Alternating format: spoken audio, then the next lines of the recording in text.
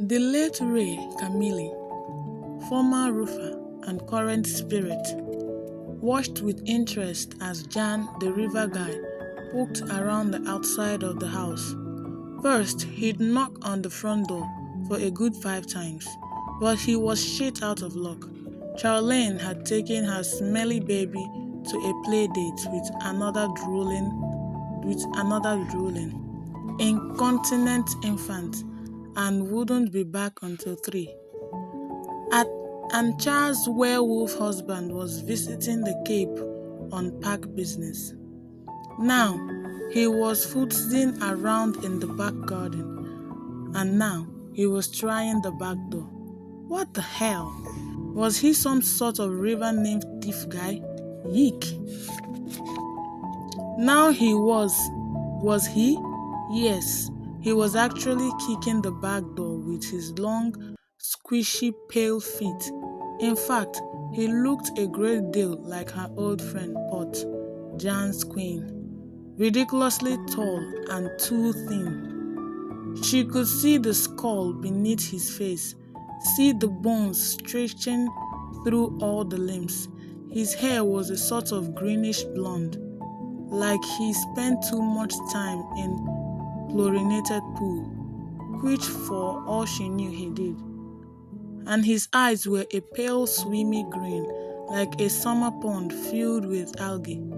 His eyebrows and lashes were so pale they actually seemed to disappear. His fingers and toes were weirdly long, his voice low and bubbling, like he was always speaking through water. It should have been creepy, but it was sort of, interesting, yeah, even soothing. Ray! He called in that odd bubbly voice. Ray! May I enter? He was here to see her. Yeesh. When was the last time that happened?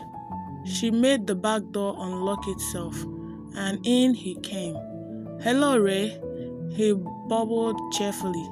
Hello yourself, you big wet weirdo. What's on your squishy mind today? You, he said baldly. She laughed, the sound echoing throughout the empty, well, not anymore, house. Then you got problems, squishy. Perhaps. How may you be released? He was pacing in the kitchen, every step a squish. Charlene was going to freak when she saw the mess. Freed from this prison of a house. Hey, this prison has a fixed mortgage rate of 6.9, not to mention authentic hardwood floor and all the original woodwork. And if I do say so myself, the place runs like a freaking top. But your immortal soul is trapped on this place. We must release you. We, huh? Why all the weird, creepy concern, Jan the riverman? I have never met anyone like you before, he said simply. It distresses me to think of your imprisonment. Imprisonment? She hooted. Ho ho, let me explain something about the afterlife to you, chumley. It's all about free will. Sure, you see the bright light and all. You see Grandma and your dog Ralph. I never had a dog named. You feel like reaching out to it and being warm forever and ever. But you don't have to go. Especially if you feel bad because you left the house a mess. Left the house, sir. Stop interrupting, Squishy. So, like I said, you don't have to follow the light, especially if you like the town you've been in and want to find out. Oh, I don't know. It's like walking out in the middle of a great movie. You feel cheated. You want to see how it ends. And have you seen how it ends, Ray? Here, in this town? Not even close, chumley. not even a little bit close. She paused. What came next went against her nature, and she could hardly believe she was thinking it, much less saying it. But it's really nice of you to be concerned. She was struck with a sudden coughing fit, recovered and finished. I appreciate it, but you cannot remain stuck here for a lifetime, says the guy whose people live for centuries. You ever thought what it's like to be human? With a lifespan of maybe 60 years? Well, it was 60 years in my day. It's more like 80 somehow. At 80 some, he admitted, we have barely attained maturity. Right. So why would I want to check out early, huh? Huh? But are you not lonely? Do not lie. I know you are. You don't know shit, Chumley. I do indeed know shit, Ray. How so? Because, he replied, I'm lonely also. You? She couldn't hide her surprise. Also, her irritation at his incessant probing. But you've got a zillion river names to hang out with. You've got your queen's back after she was exiled here for what, 100 years? You've got the whole Mississippi River to run around in, and you are lonely? Yes, he said simply. Well, geez, she paused, chewing on that one. That's the saddest damn thing I've ever heard. And I saw the depression. Withering wiped the ball down the lane, envisioning the pins as the pack of Daniel demons, and watched with total satisfaction as they scattered and disappeared. She threw her arms over her head in triumph. Die, die, you filthy, unearthly scum! Die, die, die, yes! Oh, okay, that's another strike. Tad was eyeing the other bowler, who were eyeing Withering. Just simmer down, okay? This is a battle like any other, she said grimly, snatching up another ball, testing its heft, and ready herself to haul it down the lane. All strength, no fineness, which had always worked fine for her, and I will win it. That's the spirit, he muttered, marking down her score. Although I detest wearing group shoes. Hey, they spray 'em every night with a disinfectant. This woman is not comforted. This woman, he sighs, is kicking my ass at a game she barely remembered and has never played before. If I can put up with that humiliation, you can wear the bowling shoe without bitching. The man had the point.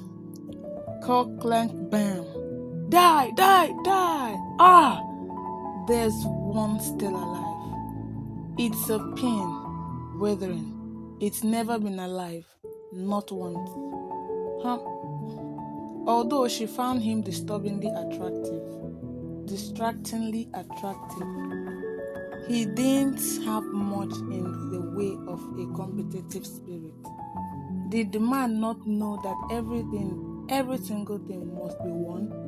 No matter how long it took, no matter the cost, even a silly game of pins and balls, you could never know who was watching, weighing, judging, deciding the manner of attack based on her most recent actions. I think he was blattering. You could stand to lighten up a little bit. You are not fighting demons tonight. Tonight is about taking a break, remember? This woman does not understand this man. Well, that makes two of us, he said, and got up for his turn. Without hardly looking, he tossed the ball down the lane, and it went into the small alley. What was it called? gutter ball, a shameful, humiliating gutter ball. He cheerfully marked down a 0. He could have stand it. He hadn't even tried. He didn't even care. Like we were talking about earlier, he continued, "You deserve a break. You spent as much time at war as you spent in Mysteria, raising hell with your sister. I can't think of anyone who deserves a break more than you. It is difficult and unworthy to take a break from one's responsibility. It pleases some on Earth Prime," she admitted, "to call me queen. But does a queen ever get a vacation from royalty? But you are not on Earth Prime. You are back home. And while we are on the subject, I think this ought to be Earth Prime. What would you say this was? Secondary Earth? Geez, how many are there?" "Thousands," she replied simply. "Well, from what you've told me, Earth Prime is all weird grass and demons and only a few humans. This Earth has Mysteria and tons of humans and almost no demons. Ergo, we're prime." "I," she said amused, "did not name the parallel universes. No, you only rule one." "Hardly that," she said, laughing a little to hide her discomfort. Why was he looking at her like that, so intently, as if everything she said was exceedingly important? "This woman keeps it safe for those who cannot protect themselves. If it pleases some to call this woman queen, this woman has other things to worry about. See, see." He threw another gutter ball, ignoring her groan. "This is what I'm talking about. You won't even take the spoils of war, a royal title. It's just kill, kill, kill, and walk, walk, walk with you. And bowl, bowl, bowl," she said, snatching up another ball. "Now watch this, Dad. You have to look at where the ball goes. Visualize the enemy lying dead and bloody. Then throw." She hurled the ball. The pins split apart so hard, one actually flew into the next lane. Then, "Victory!" "Psycho," he sang under his breath, marking down her score. This woman is unfamiliar with that word. It means terrifying warrior queen. She narrowed her eyes at him. "Your face does not match your word. This woman thinks you lie. Well, you are a pretty smart psycho. You are a pretty smart psycho. We'll add that to the list of your very fine qualities. You seem oddly cheerful. Why not? I am on a date with a gorgeous warrior queen who bowls like a fiend, and can eat half a large pizza by herself." She laughed in spite of herself. "You may blame yourself for that last, sir. You make an excellent pizza pie." "It's true," he said, without a trace of modesty. "I do." "But you cannot bowl," she teased, then remembered one of But you cannot bowl, she teased, then remembered one of Scumful's favorite epithets for shit. "Ouch, nasty, gorgeous. There's hope for you yet." Don't forget to subscribe to our channel and share our stories. See you on the next episode.